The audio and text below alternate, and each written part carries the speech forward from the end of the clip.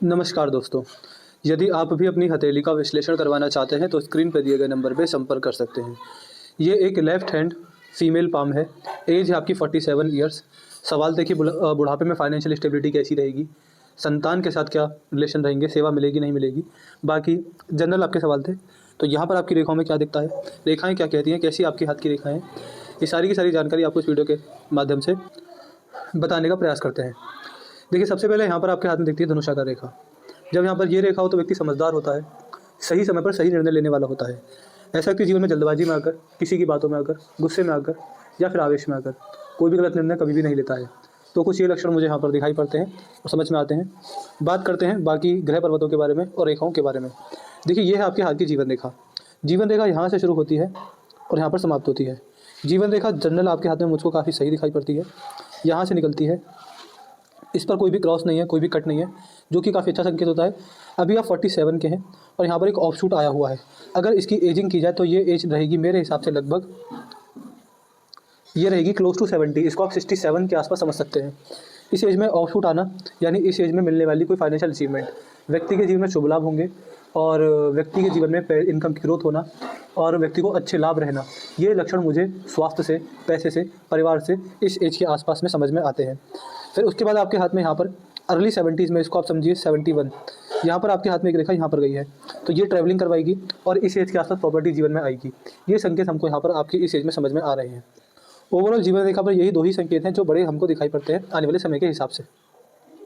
इसके कुछ साल बाद चलती है जीवन रेखा, यहाँ पर समाप्त होती है।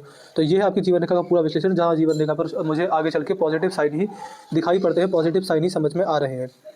इसके बाद अगर आपके हाथ में देखेंगे तो जो आपकी जीवन रेखा है और आपकी मस्तिष्क रेखा है, ये एक नहीं है। अगर आप और किसी का हाथ देखेंगे घर परिवार में तो आपको समझ में आएगा कि ये जीवन रेखा और ये मस्तिष्क रेखा आपस में जुड़ी हुई होनी चाहिए, तभी जाकर ये लाभकारी होती हैं। लेकिन कभी कभी जब ये रेखा इस प्रकार खुली हो और यहाँ पर गैप आ जाए तो ये काफ़ी ये एक चीज़ में नेगेटिव माना जाता है। ऐसे व्यक्ति के स्वभाव में कुछ अलग लक्षण पाए जाते हैं, उनके बारे में भी बात करते हैं। ये और जब रेखाएं अलग अलग हों, जब व्यक्ति की जीवन शैली और व्यक्ति की बुद्धि अलग अलग हो, तो ये संकेत होते हैं कि व्यक्ति इंडिपेंडेंट थॉट्स वाला है, व्यक्ति बहुत ओपन माइंडेड है। ऐसे व्यक्ति ज़्यादातर सच बोलते हुए पाए गए, झूठ बोलना कम पसंद होता है, अंडर प्रेशर कभी किसी का काम नहीं कर पाते। इसलिए अगर किसी के हाथ में ये रेखा इस प्रकार की है तो ऐसे 95% लोग बिजनेस में ही होते हैं। जॉब मैंने ऐसे व्यक्ति को मजबूरी में या फिर किसी भी और व्यक्ति अपनी इच्छा से जॉब नहीं करता, व्यक्ति मजबूरी में बिजनेस के लिए पैसा जोड़ने के लिए या अपनी बड़ी सेविंग्स के लिए ही जॉब करता हुआ देखा जाता है। एट द एंड कुछ सालों बाद ऐसे व्यक्ति बिजनेस में आते हैं और ऐसा व्यक्ति 100% एट द एंड बिजनेस ही करता है अपना खुद का। तो ये रेखा व्यक्ति को बिजनेस ही करवाती है।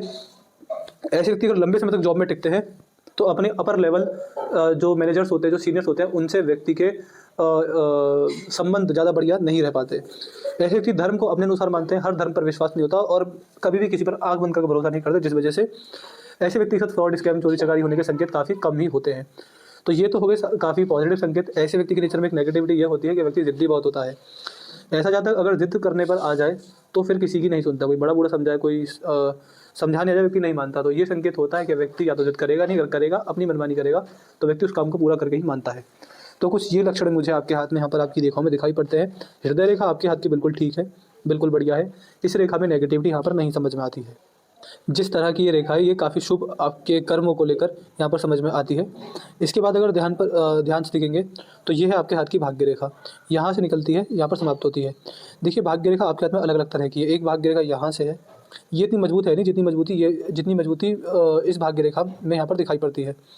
अभी आप 47 के हैं तो आने वाली जो भाग्य रेखा है वो यहाँ से देखी जाएगी, यहाँ तक देखी जाएगी। ये समय बीत चुका है। इस भाग्य रेखा को अगर देखेंगे, समझेंगे तो समझ में आता है कि बुढ़ापे के अंदर इसने एक फोर्क का सिंबल बनाया हुआ है। यहाँ पर ये देखिए, एक सेकेंड, ये फोर्क का सिंबल है, ये सीधी खड़ी रेखा यहाँ पर है। देखिए, जब ये भाग्य रेखा बुढ़ापे में यहाँ पर इस प्रकार की हो तो ये बताया जाता है कि ये बहुत ही अच्छा संकेत होता है, बहुत ही शुभ संकेत होता है। जब फोर्क हो और एक भाग्य रेखा भी हो तो अगर आपके जीवन काल के 3 चरण निकाले जाए, बचपन, जवानी, बुढ़ापा, तो यहाँ पर सबसे ज़्यादा पैसा रहेगा बुढ़ापे के अंदर, इतना मैं बोल सकता हूँ। यहाँ पर फाइनेंशियल स्टेबिलिटी बहुत अच्छी है और संकेत काफ़ी अच्छे, बढ़िया मुझको समझ में आते हैं आपकी रेखाओं को समझकर। अगर आपकी फाइनेंशियल लाइफ की बात की जाए वहाँ पर इसके बाद देखिए, आप देखिए हर भाग्य रेखा का अलग अलग मतलब होता है।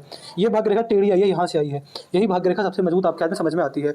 इसका मतलब यह भी होता है कि चंद्र ग्रह से यहाँ पर भाग्य रेखा निकली है, जिसका मतलब आप ये समझ सकते हैं कि ऐसे व्यक्ति का जीवन में उद्धार होगा भगवान शिव की भक्ति और उनके नाम जाप से।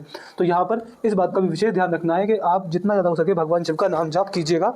आपको जीवन में पैसे से हटके परिवार में सुख शांति, मन में शांति, घर में संपन्नता, खुशहाली और अंत में मोक्ष और मुक्ति, इस तरीके के संकेत यहाँ पर देखने को मिलेंगे, क्योंकि आपके हाथ में इसी तरह के लक्षण समझ में आ रहे हैं। इसके बाद अगर आपके हाथ में ग्रहों पर जाएंगे, ग्रह आपके बारे में क्या बताते हैं, और इसके साथ साथ देखिए यहाँ पर जो चंद्र की भाग्य रेखा होती है, ये इस बात को भी दिखाती है कि ऐसा व्यक्ति अपने भाग्य से कभी नहीं कमाएगा। ऐसा व्यक्ति कमाएगा तो अपने जीवन साथी के भाग्य से। इसका मतलब ये भी बताया जाता है कि अगर हाथ में चंद्र की भाग्य रेखा है तो जितना ज़्यादा वैवाहिक जीवन सही रहेगा उतना ही व्यक्ति की फाइनेंशियल लाइफ ग्रो करती है।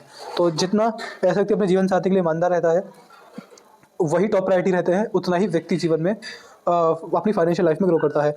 महादेव और माँ पार्वती की पूजा आराधना ऐसी रेखा वाले व्यक्ति अपने जीवन साथी के साथ इनकी पूजा आराधना करें तो ये व्यक्ति के जीवन में बहुत ज़्यादा एक शुभ संकेत फिर व्यक्ति के जीवन में बनने स्टार्ट होते हैं।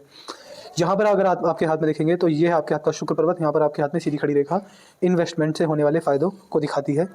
ये रेखा जब हो तो व्यक्ति को प्रॉपर्टी से भी लाभ मिलते हैं। बृहस्पति पर ये रेखा हो तो मल्टीपल सोर्सेज से इनकम जनरेट होती है। ये रेखा हो तो व्यक्ति जीवन में अपनी उम्र बढ़ने के साथ साथ अपने लिविंग स्टैंडर्ड को लगातार इंप्रूव करते रहता है। फोर्क बने तो बुढ़ापे के अंदर फाइनेंशियल फ्रीडम और सक्सेस मिलती है। यहाँ पर सूर्य पर फोर्क बने तो व्यक्ति के जीवन में पॉलिटिक्स, सरकारी नौकरी और बड़े व्यापार से लाभ 100% मिलता है। ऐसा व्यक्ति 3 क्षेत्रों में तो जरूर होगा, या तो व्यक्ति राजनीति में बड़ा पैसा कमा रहा होगा, या व्यक्ति गवर्नमेंट जॉब में बड़ा पैसा कमा रहा होगा, या फिर व्यक्ति बड़े व्यापार से सरकार के सपोर्ट से बड़े व्यापार में बड़ा पैसा कमा रहा होगा। ये 3 चीज़ तो 100% ही होती है। यहाँ पर आपके हाथ में अगर देखा जाए तो ये है आपके हाथ का बुध पर्वत। ये मुझे ठीक दिखाई पड़ता है, ये ब्लर हो गया है, इतना बढ़िया यहाँ पर आया नहीं है। बाहरी मंगल की अवस्था भी ठीक है और चंद्र पर्वत भी बढ़िया है। चंद्र से ही भाग्य रेखा निकली है, जिस वजह से चंद्र के प्रभाव ज़्यादा रहेंगे। चंद्र ग्रह जो होते हैं महादेव के विशेष गण माने गए हैं, इस वजह से शिव भक्ति ही जीवन में सब कुछ लेकर आती है, ऐसा बताया जाता है। केतु और राहु ग्रहों में भी यहाँ पर कोई गड़बड़, कोई परेशानी मुझको नहीं दिखाई पड़ती है, नहीं समझ में आती है। संतान को लेकर ऐसा कोई इशू दिखा नहीं, तो ये भी आप हमारे हिसाब से आपके हाथ में काफ़ी पॉजिटिव ही देखा जाएगा। संतान को लेकर भी कोई नेगेटिविटी यहाँ पर मुझको नहीं दिखाई पड़ती है। अगर मैं आपके हाथ में नेगेटिविटी की बात करूँ तो कोई ऐसा ग्रह नहीं है जिसको देखकर ये बोला जाए कि नेगेटिविटी आए। यहाँ पर थोड़ी सी ये रेखा अलग अलग है, तो व्यक्ति थोड़ा अलग रहकर चलता है। जॉइंट फैमिली पसंद नहीं आती है, न्यूक्लियर रहना पसंद होता है, जिद्दी थोड़े होते हैं, अलग मन मस्तिष्क मिजाज ऐसे व्यक्ति का नेचर वाइज देखा जाता है। तो इन बातों पर ध्यान रखिएगा, बाकी कोई गड़बड़ आपके हाथ में मुझको नहीं समझ में आती है। आपको कोई और डाउट क्वेरी पूछनी हो जो हमसे रह गई है इस वीडियो में, आपको पूछना हो आप पूछ लीजिएगा, आपको आपके सारे डाउट क्वेरियों के जवाब मिल जाएंगे। अपना रिव्यू छोड़ दीजिएगा, आपको वीडियो कैसी लगी, एनालिसिस कैसा लगा, हमारे एनालिसिस से सेटिस्फाई है या नहीं है, आपका रिव्यू क्या है ये हमको ज़रूर बताइएगा। और कोई उपाय मैंने देने बोला है तो उपाय मैंने कोई देने बोला नहीं है, तो यही 2-3 सवाल हमें ये 2 ही 3 चीज़ हमें अपने व्हाट्सएप पर बता दीजिएगा। तो मैं आशा करता हूँ कि आपको आपके सारे सवालों के जवाब मिल गए होंगे। तो चलिए दोस्तों, मिलते हैं अगली वीडियो में, तब तक के लिए जय हिंद, जय भारत।